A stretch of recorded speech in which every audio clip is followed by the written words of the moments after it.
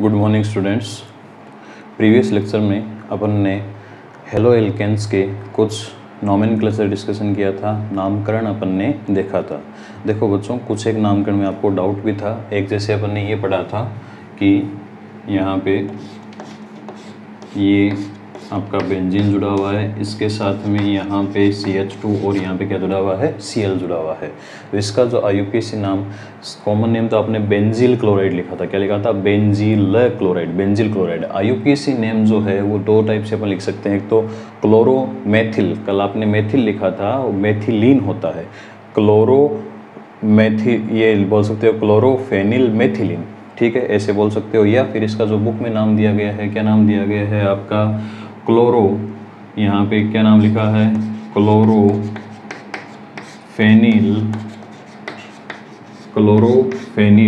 ठीक है। और यहाँ कार्बन एक है तो इसको क्या लिख सकते हो आप, मेथेन, क्लोरोफेनिल मेथेन। ये फेनिल क्या है बेटा?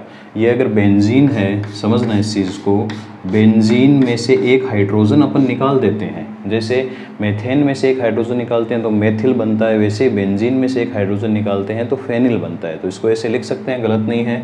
क्लोरो, यहाँ पे तो ये क्लोरो हो गया ना आपका, फेनिल, फेनिल ये आपका है ही, ये CH2Cl है ना, क्लोरोफेनिल, और एक कार्बन है तो इसको अपन क्या बोल सकते हैं, मेथेन। ये नाम भी सही है। ये अपन ने कल ये भी लिखा था, क्लोरोमेथिल बेंजीन, तो मेथिल की जगह मेथिलीन कर लेना, उसे क्लोरोमेथिलीन बेंजीन, तो ये लिख सकते हैं आप। IUPAC सही नाम ये है बेटा, ये नोट कर लेना, क्लोरोफेनिल मेथेन, क्लोरोफेनिल मेथेन। एक चीज़ तो ये थी बेटा। अब अपन डिस्कस करते हैं कि नामकरण के अंदर ये बेटा एक इसकी शाखा है। 11th क्लास में अपन ने वो चीज़ पढ़ी है कि एक तो होते हैं जेम, क्या होते हैं बेटा, जेम। एक होते हैं विस, क्या होते हैं, विस, जेम डाई हैलाइड। और दूसरे कौन से होते हैं बेटा, विस डाई हैलाइड।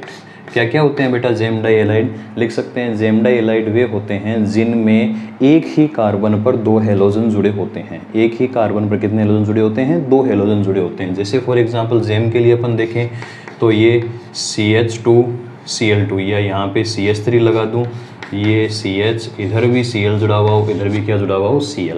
एक ही कार्बन पर यदि दो हेलोजन जुड़े हों तो उनको अपन क्या बोलते हैं, जेम डाई हैलाइड। दो जुड़े हैं तो जेम डाई हैलाइड, ठीक है। अब इनका जो कॉमन नेम है एक तरीके से और दिया गया बेटा, ये क्या है, जेम डाई हैलाइड। इनका जो सामान्य नाम है वो एक तरीके से और दिया गया है, ठीक है। कैसे? इनको ऐसे लिख देना बेटा आप इंग्लिश में, जेम डाई हैलाइड, ठीक है।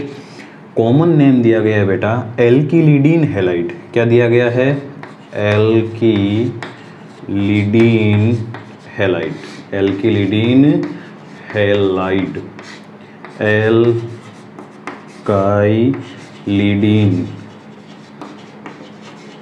हैलाइड, ठीक है। अब यहाँ पे कितने एल्किल, एल्किल मतलब कार्बन कितने हैं, दो, तो दो के लिए क्या लगाओगे बेटा, एल्किल की जगह एथिल लगा दोगे, तो नाम क्या हो जाएगा बेटा, एथाइलिडीन, एथाइलिडीन। और हैलाइड की जगह यहाँ पे, अच्छा अब डीन लग गया ना तो डाई लगाने की जरूरत नहीं है, जेम में डीन आ गया ना, डीन, डीन के लिए डाई हो गया। अब Cl के लिए क्या लगा दोगे आप, क्लोराइड।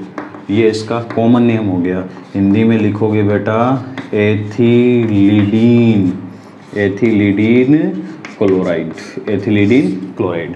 ये सारे के सारे जो नाम लिखे हैं मैंने, ये कौन से नेम है बेटा, कॉमन नेम।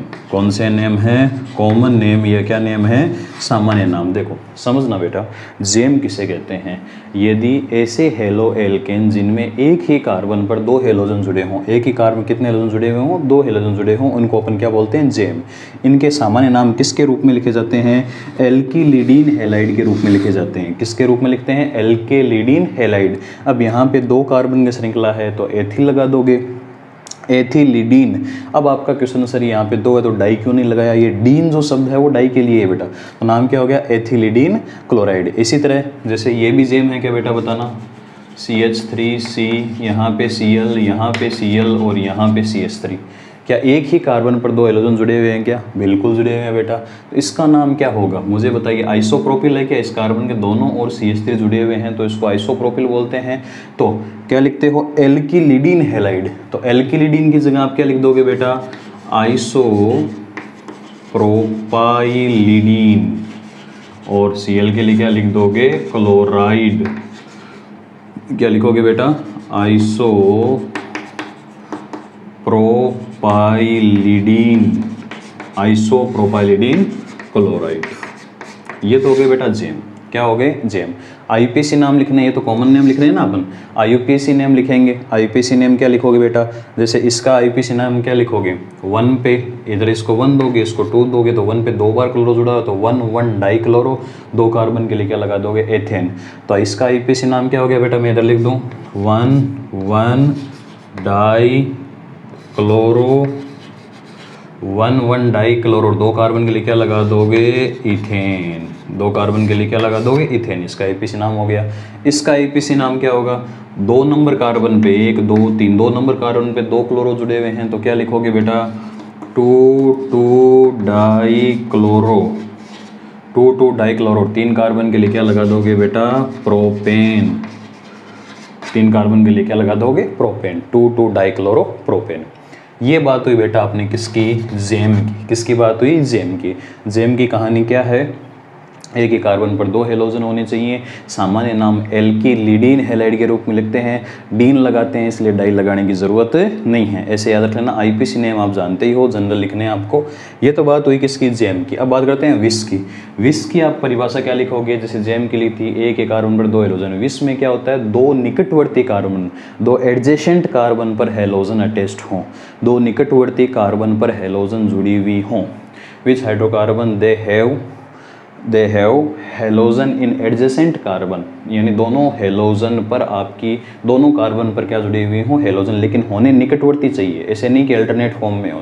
फॉर एग्जांपल देखना बेटा, CH3 ये ले लो, CH2Cl और ये CH2Cl, ये विस होता है बेटा।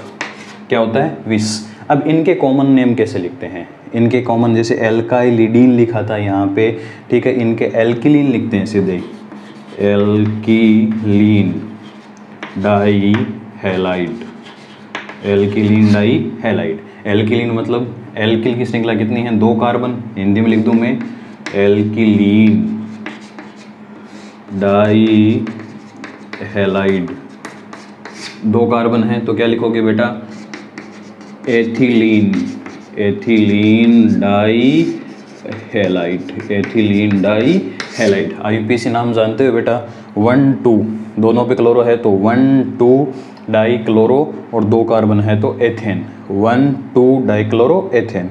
Common name alkylene di halide, यहाँ डीन नहीं है इसलिए डाई शब्द का प्रयोग किया है। Alkylene di halide, IUPAC name क्या हो जाएगा आपका, एथेन 1 2 डाई क्लोराइड। ये थी आपकी कहानी किसकी, जेम और विस की।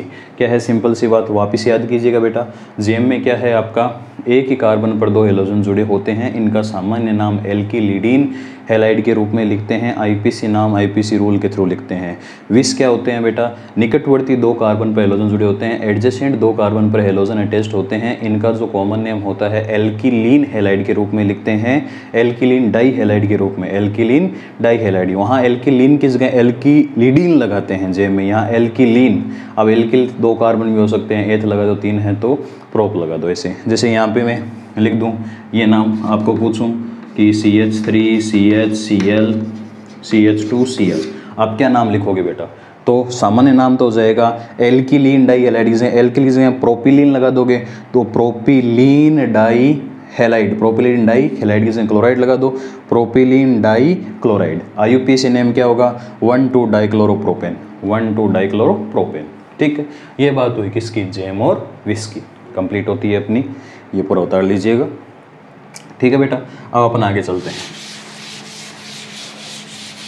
देखो, अब अपन आगे चलते हैं कि जो हेलो एल्केन बनता है बेटा, 2 शब्दों से मिलकर बना है, एक हेलोजन और एक किससे मिलकर बना है, एल्केन। हेलोजन और एल्केन मिलकर क्या बनाते हैं, हेलो एल्केन बनाते हैं। तो देखिए बेटा, यहाँ पे अपन हेडिंग लगा लो,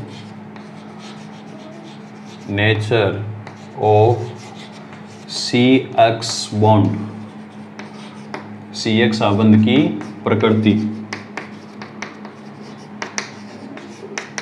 CX संबंध की प्रकृति, किस प्रकार की इसकी प्रकृति होती है, CX संबंध की प्रकृति। देखिए बेटा, यहाँ पे कोई भी एग्जांपल लूँ, जैसे मैं CH3, यहाँ पे Cl जुड़ा हुआ है, क्या जुड़ा हुआ है? Cl। देखिए बेटा यहाँ ये कार्बन के साथ हाइड्रोजन है, यहाँ क्या जुड़ा हुआ है? क्लोरीन जुड़ा हुआ है। कार्बन और क्लोरीन में से विद्युत ऋणता या इलेक्ट्रोनेगेटिविटी ज़्यादा किसकी होती है? क्लोरीन की। क्लोरीन क्या करेगा बेटा? बॉन्ड के इलेक्ट्रॉनों को अपनी ओर अट्रैक्ट करेगा। जैसे ही अट्रैक्ट करेगा तो इस पर पार्शियली नेगेटिव, आंशिक धनावेश, आंशिक ऋणावेश आएगा। आंशिक क्या है? ऋणावेश। आपको पता है इलेक्ट्रॉन जो खींचता है उस पर ऋणावेश आता है, और इलेक्ट्रॉन जो देता है उस पर क्या आता है? धनावेश। ये डेल प्लस और डेल माइनस क्यों लगाए हैं? जब तक कि पूरा बॉन्ड टूटा हुआ नहीं होता तब तक उसको अपन आंशिक धनावेश और आंशिक ऋणावेश के रूप में दर्शाते हैं। यही अगर पूरा बॉन्ड टूट जाए तो फिर डेल लगाने की जरूरत नहीं है। जिसने दिया है उस पर प्लस लगा दो, जिसने ग्रहण किया उस पर क्या लगा दो? माइनस। तो ये क्या हो जाते हैं? पार्शियली पॉजिटिव और पार्शियली नेगेटिव, आंशिक धनावेश और आंशिक ऋणावेश में कन्वर्ट हो जाते हैं। यानी CX बॉन्ड की जो नेचर होती है, CX बॉन्ड की नेचर होती है पोलर नेचर। बेटा कौन सी नेचर होती है? पोलर, या अपन हिंदी में लिख सकते हैं ध्रुवीय होते हैं। ये ध्रुवीय क्यों होते हैं? सीधा क्वेश्चन आता है बोर्ड एग्जाम में। हेलो एल्केन में CX आबंध की नेचर क्या है? तो नेचर आप लिखोगे हेलो एल्केन में कार्बन और हेलोजन की विद्युत ऋणता में अंतर होने के कारण, लिख लीजिएगा। हेलो एल्केन में कार्बन एवं हेलोजन की विद्युत ऋणता में अंतर होने के कारण हेलोजन जो होता है बंध के इलेक्ट्रॉनों को अपनी ओर आकर्षित करता है। हेलोजन क्या करता है? बंध के इलेक्ट्रॉनों को अपनी ओर आकर्षित करता है, जिसके कारण उस पर आंशिक ऋणावेश तथा कार्बन पर क्या आ जाता है? आंशिक धनावेश। इस कारण धनावेश और ऋणावेश बनने के कारण CX आबंध जो होता है वो ध्रुवीय हो जाता है। क्या हो जाता है बेटा? ध्रुवीय हो जाता है। तो आप इस लाइन को अपनी कॉपी में मेंशन कर सकते हो कि ये CX आबंध ध्रुवीय क्यों होता है। Why the CX bond is polarized. Polarized क्यों होता है आप लिख दोगे, because due to chlorine having higher electronegativity than carbon, the chlorine क्या करता है? अट्रैक्ट करता है बॉन्ड के इलेक्ट्रॉन्स को अपनी और टुवर्ड्स क्लोरीन आपके अट्रैक्ट होते हैं इलेक्ट्रॉन। तो क्लोरीन पे पार्शियली नेगेटिव और इस पे पार्शियली क्या आता है? पॉजिटिव, आंशिक धनावेश और आंशिक ऋणावेश। अब देखना बेटा ये ध्रुवता अलग अलग की अलग अलग होती है। जैसे अपन डिपेंड करती है बॉन्ड लेंथ पे। आपको पता है फ्लोरीन का आकार सबसे छोटा होता है, साइज सबसे छोटी है, उसके बाद क्लोरीन, उसके बाद ब्रोमीन, उसके बाद क्या होती है? आयोडीन। तो इस प्रकार से जैसे जैसे बॉन्ड लेंथ बढ़ती है उनकी पोलर कैपेसिटी भी जो होती है वो चेंज होती रहती है। ध्रुवण क्षमता भी क्या होती रहती है? चेंज होती है, क्योंकि जो पास में होंगे ध्रुवण क्षमता ज़्यादा होगी, ये पास में है, दूर है तो एक दूसरे को ध्रुवित कम करेंगे। समझ गए बात? तो ये जो जैसे जैसे बंध का जो है वो लेंथ बढ़ती है, जैसे जैसे फ्लोरीन छोटे आकार का होता है, क्लोरीन, ब्रोमीन, आयोडीन, वैसे वैसे ध्रुवण क्षमता भी क्या होती जाती है? चेंज होती जाती है। ऐसा नहीं कि फ्लोरीन और आयोडीन की ध्रुवण क्षमता एक जैसी है, ऐसा नहीं होता। तो ये बात थी आपकी किसकी? CX आबंध की प्रकृति की। बुक में कुछ डाटा दिए गए हैं वो अपने को याद नहीं करनी है, तो सीधा ये क्वेश्चन आता है कि CX आबंध की प्रकृति क्या होती है, नेचर क्या होता है। ठीक है बेटा, ये तो बात हुई नेचर की। आओ अपन बात करते हैं बेटा, अगला है प्रिपरेशन मेथड। क्या है बेटा? Preparation method. प्रिपरेशन मेथड्स या निर्माण की विधियां। किसकी विधियां हैं बेटा? निर्माण की विधियां। हेलो एल्केन किस प्रकार से बन सकते हैं उन विधियों के बारे में अपन डिस्कशन करेंगे कि हेलो एल्केन का निर्माण कैसे होता है। तो फर्स्ट जो दिया हुआ है बेटा, हेलो एल्केन जो होते हैं वो बनते कैसे हैं वो इसमें अपन डिस्कशन करेंगे। ठीक है, हेलो एल्केन की जो फर्स्ट रिएक्शन दी गई है वो दी गई है बेटा बाई अल्कोहल। किससे दी गई है बेटा? By alcohol. किसके द्वारा? अल्कोहल के द्वारा। किसके द्वारा? अल्कोहल के द्वारा। देखना बेटा बहुत सिंपल रिएक्शंस हैं। अपन अल्कोहल की रिएक्शन ROH होता है बेटा अल्कोहल। R यहाँ पे कोई भी एल्किल समूह है, एक कार्बन वाला, दो कार्बन वाला, जैसे मेथिल ले सकते हो, एथिल प्रोपिल, कुछ भी ले सकते हो। ठीक है, इसकी रिएक्शन अपन HCl और यहाँ पे एक डिहाइड्रेटिंग एजेंट होता है, डिहाइड्रेटिंग एजेंट, निर्जलीकारक यौगिक, निर्जलीकारक यौगिक या डिहाइड्रेटिंग एजेंट। ये क्या करता है? H2O को बाहर निकाल देता है। किसको बाहर निकाल देता है बेटा? H2O को रिलीज़ कर देता है। तो इसका काम होता है रिएक्शन में से H2O को बाहर निकालना। देखना बेटा, ये H2O ऐसा कैसा क्या निकल जाएगा बाहर। तो यहाँ पे अगर H2O निकल गया तो क्या बच गया? RCl। क्या बच गया बेटा? RCl प्लस क्या निकल गया? H2O। क्या हेलो एल्केन बन गया? क्या हेलो एल्केन बन गया RCl। एग्जाम्पल ले लेते हैं बेटा, जैसे यहाँ पे CH3OH है प्लस HCl है। ये निर्जली कारक, निर्जली कारक का मतलब क्या होता है? जल को बाहर निकालता है। जैसे ये H2O निकल गया, क्या बनाया बेटा बताइए? CH3Cl प्लस H2O बन गया ना हेलो एल्केन। क्लोरो क्या बोलोगे बेटा? क्लोरोमेथेन। क्लोरोमेथेन IPC नाम लिखोगे ना, ठीक है, क्योंकि सामान्य नाम तो एल्किल हैलाइड लिखते हो, IPC नाम हेलो एल्केन लिखते हो। क्या लिखते हो? Halo alkane. तो क्लोरोमेथेन हो गया नाम। ये तो एक रिएक्शन हुई बेटा आपकी, फर्स्ट लगा दो मैं इसमें, ठीक है।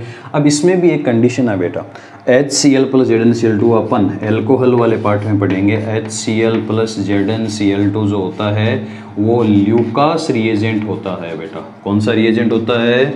Lucas reagent. ल्यूकास अभिकर्मक होता है। ल्यूकास अभिकर्मक होता है। क्या होता है? ल्यूकास अभिकर्मक होता है। अब डिपेंड करता है कि आपको 1 डिग्री एल्कोहल दिया है, 2 डिग्री एल्कोहल दिया है, 3 डिग्री एल्कोहल दिया है। एल्कोहल भी 1 डिग्री, 2 डिग्री, 3 डिग्री हो सकते हैं क्या बेटा? क्यों नहीं हो सकते? देखना, चेक करना। एक तो मैं एल्कोहल ये बना रहा हूँ, ब्यूटेन 1 होल है ना, ठीक है। 2 डिग्री कैसे बनाऊंगा? CH3 CH2 CHOH CH3, ये 2 डिग्री हो गया। 3 डिग्री एल्कोहल कैसे बनाऊंगा मैं? ये 3 डिग्री हो गया। कैसे पहचाना सर हमने? ये देखना, जिस कार्बन से OH जुड़ा हुआ है वह अन्य कितने कार्बन से जुड़ा हुआ है? 1। कितने डिग्री? 1 डिग्री। जिस कार्बन से OH जुड़ा हुआ है वह अन्य कितने कार्बन जुड़ा हुआ है? 2। कितने डिग्री? 2 डिग्री। जिस कार्बन से OH जुड़ा हुआ है अन्य कितने कार्बन जुड़ा हुआ है? 3। कितने डिग्री? 3 डिग्री। ये अलग अलग होते हैं बेटा, 1 डिग्री, 2 डिग्री और 3 डिग्री। अब आपको प्रयोगशाला में एग्जामिनर ने आपको एल्कोहल दे दिया टेस्ट ट्यूब में। अब आपको नहीं पता है कि वो 1 डिग्री है, कि वो 2 डिग्री है, वो 3 डिग्री है। पता कैसे लगेगा? पता ऐसे लगेगा बेटा, अगर 3 डिग्री एल्कोहल होता है, 3 डिग्री एल्कोहल होता है तो इसमें जैसे ही आप HCl डालते हो, ZnCl2 डालने की ज़रूरत नहीं है। जैसे ही आप HCl डालते हो, हाथों हाथ एल्किल हैलाइड बन जाता है। हाथों हाथ क्या बन जाता है? Alkyl halide. जिसका कारण यह होता है कि 3 डिग्री कार्बोधनाइन सबसे अधिक स्थायी होते हैं। 3 डिग्री कार्बोधनाइन क्या होते हैं? सबसे अधिक स्थायी, क्योंकि ये OH निकलता है, निकलते ही यहाँ पे प्लस चार्ज आता है, ये सबसे अधिक स्थायी होता है। हालांकि सब में आता है, यहाँ से OH निकलेगा, यहाँ पे प्लस आएगा, यहाँ से OH निकलेगा, यहाँ पे प्लस आएगा। तो 3 डिग्री सबसे स्थायी। सबसे कम स्थायी कौन सा होगा आपका? 1 डिग्री। कौन सा होगा? 1 डिग्री। तो 3 डिग्री तो हाथों हाथ रिएक्शन करते हैं। 2 डिग्री रिएक्शन होने में 5 मिनट लगाते हैं, और जो 1 डिग्री है वो आसानी से रिएक्शन नहीं देते। तो 2 डिग्री और 1 डिग्री के लिए अपने को ZnCl2 डालना पड़ता है। 2 डिग्री और 1 डिग्री के लिए क्या डालना पड़ता है? ZnCl2। और 3 डिग्री में रिएक्शन बिना ZnCl2 के ही संपन्न हो जाती है। कारण लिख लेना, क्योंकि 3 डिग्री जब OH निकलता है तो प्लस का चिन्ह आता है, और 3 डिग्री कार्बोधनाइन सबसे अधिक स्थायी होते हैं, आसानी से अभिक्रिया करके एल्किल हैलाइड में बदल जाते हैं। तो ये बात हुई। इस प्रोसेस को बेटा अपन एक प्रोसेस बोलते हैं, ग्रूव प्रोसेस। क्या बोलते हैं? Groove process. ग्रूव अभिक्रिया। कौन सी अभिक्रिया बोलते हैं? ग्रूव अभिक्रिया। वापस रिवाइज कर लीजिए। पहली रिएक्शन है, इसमें एल्कोहल की HCl के साथ ZnCl2 की प्रेजेंस में अभिक्रिया करते हैं। ZnCl2 जल को निकालने का काम करता है, RCl बच जाता है। दूसरी कंडीशन क्या है कि ZnCl2 कब लेते हैं? जब 1 डिग्री और 2 डिग्री एल्कोहल। अगर 3 डिग्री एल्कोहल होता है तो ZnCl2 की जरूरत नहीं होती, क्योंकि 3 डिग्री कार्बोधनाइन अत्यधिक स्थायी होता है, बहुत ज़्यादा क्रियाशील होता है, आसानी से अभिक्रिया संपन्न कर लेता है। इस पूरी प्रोसेस को अपन कौन सी प्रोसेस बोलते हैं? Groove process. क्लियर है बेटा एक रिएक्शन। सेकेंड जो रिएक्शन है इसकी देखना,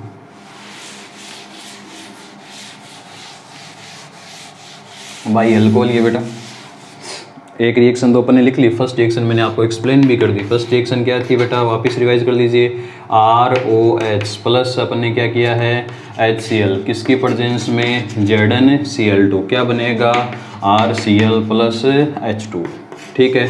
दूसरी रिएक्शन देखना, ROH प्लस NaBr। ZnCl2 की जगह अगर अपने को हेलो ये जो क्लोरीन बनाया है इसके जगह ब्रोमीन अटैच करना है तो NaBr रिएक्शन कराओगे H2SO4 की उपस्थिति में। किसकी उपस्थिति में रिएक्शन कराओगे? H2SO4 की उपस्थिति में रिएक्शन कराओगे। रिएक्शन होती है तो देखना बेटा क्या क्या निकलता है यहाँ पे बाहर। एक तो निकलता है Na, यहाँ से HSO4 सोडियम हाइड्रोजन सल्फेट, ठीक है। H2O तो निकलेगा क्योंकि ये H2SO4 जैसे डालते हो तो ये H2O को क्या निकालता है? बाहर। लेकिन किस रूप में निकालता है देखना, R के साथ क्या जोड़ दोगे? Br, ये OH ऐसे कैसा बाहर निकलेगा आपका। R के साथ क्या जोड़ दिया बेटा? Br, हेलो एल्केन तो बन गया ना आपका, ठीक है। R के साथ क्या जोड़ा है? Br। अब क्या निकलेगा यहाँ से?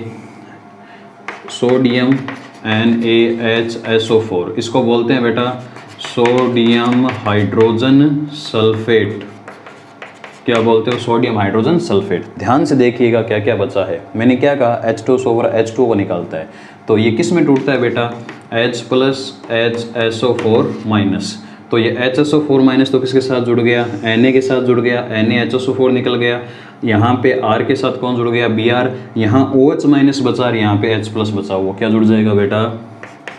H2O के रूप में क्या निकल जाएगा? बाहर।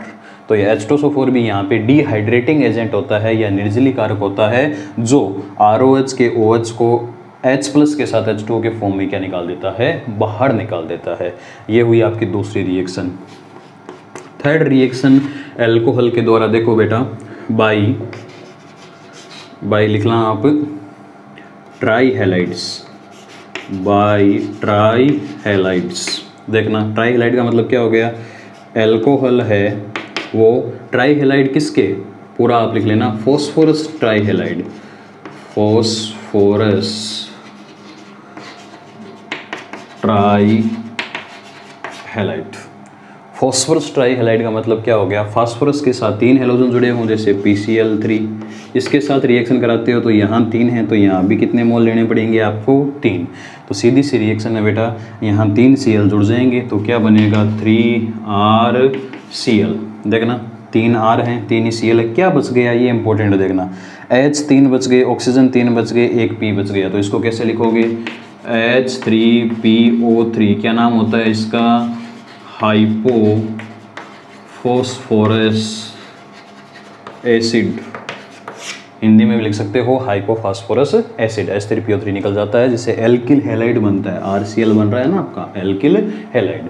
इसी तरह ये रिएक्शन आप एग्जाम्पल के रूप में देखो तो 3CH3OH, यहाँ पे PCl3 ले लिया, 3 Cl इसकी जगह जुड़ गए, क्या बनेगा? 3CH3Cl प्लस वही चीज़ 3H 3 ऑक्सीजन 1 P, क्या निकल जाएगा? H3PO3 हाइपोफॉस्फोरस अम्ल। याद रखना फॉस्फोरस एसिड भी बोलते हैं, फॉस्फोनिक एसिड भी बोलते हैं, हाइपोफॉस्फोरस एसिड भी बोलते हैं। थर्ड रिएक्शन हो गई आपकी। फोर्थ रिएक्शन है बाई फास्फोरस पेंटाहेलाइड। यहाँ पे पेंटा आ गया ना, 5 हो गया तो क्या लिखोगे? Pentahalide, by phosphorus pentahalide. Alcohol की रिएक्शन पढ़ रहे हैं, देखो ROH ROH ROH RO सब में एल्कोहल ले रहे हैं अपन।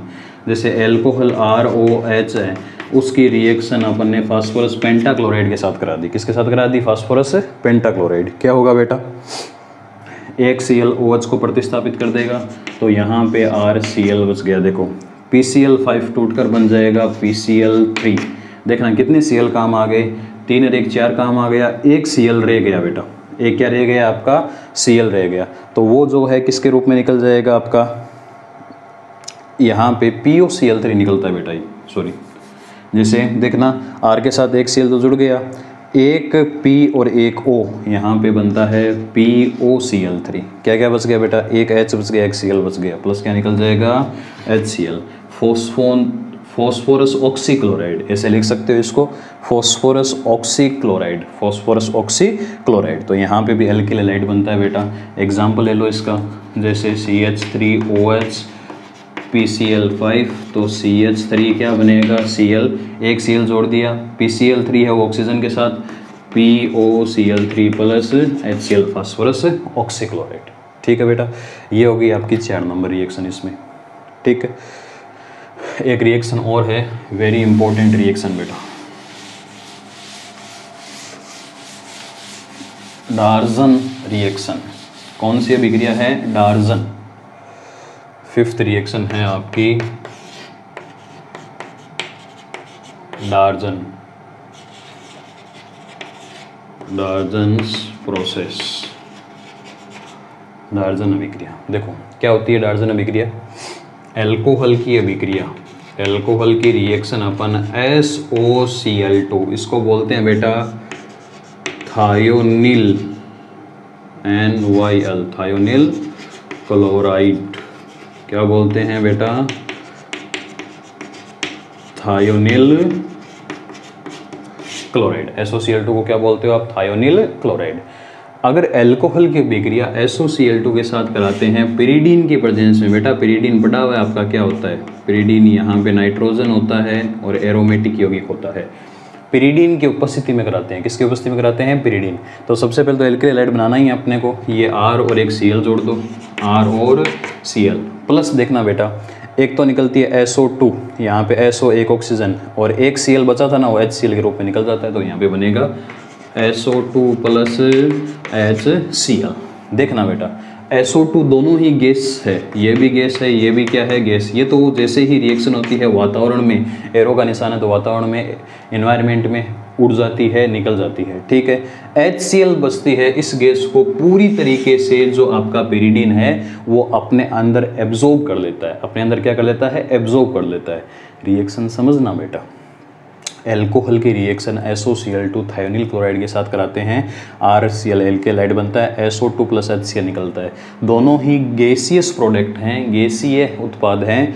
SO2 जो है वातावरण में उड़ जाता है, HCl जो है वो पिरीडीन के द्वारा पूरा का पूरा अवशोषित कर जाता है, इसलिए बिल्कुल प्योर सब्सटेंस के रूप में, प्योर सब्सटेंस या शुद्ध उत्पाद के रूप में आपको एल्किल हैलाइड प्राप्त होता है। शुद्ध उत्पाद के रूप में क्या प्राप्त होता है? एल्किल हैलाइड RCl प्राप्त होता है। तो ये एक रिएक्शन है जिसमें बहुत प्योर फॉर्म में अपन, बहुत कौन सी फॉर्म में? प्योर फॉर्म में अपन एल्किल हैलाइड प्राप्त कर सकते हैं। आपको पूछ ले एल्किल हैलाइड बहुत प्योर फॉर्म में प्राप्त करने वाली रिएक्शन कौन सी है, तो डार्जन अभिक्रिया। रीज़न क्या है? क्योंकि इसमें जो एक्सटर्नल प्रोडक्ट निकलते हैं, अतिरिक्त उत्पाद निकलते हैं, दोनों के दोनों एज इट इज़ गैसीय उत्पाद होने के कारण जो एक्सटर्नल प्रोडक्ट है उसके रूप में क्या निकलते हैं? बाहर। SO2 तो निकल गया वातावरण में, टेस्ट ट्यूब से बाहर निकल जाएगा। HCl जो बची हुई होती है उसको पिरीडीन क्या कर लेता है? अपने अंदर एब्जॉर्ब कर लेता है। तो ये रिएक्शन होती है। एग्जाम्पल ले सकते हो इसका, CH3OH प्लस SOCl2 पिरीडीन की प्रेजेंस में,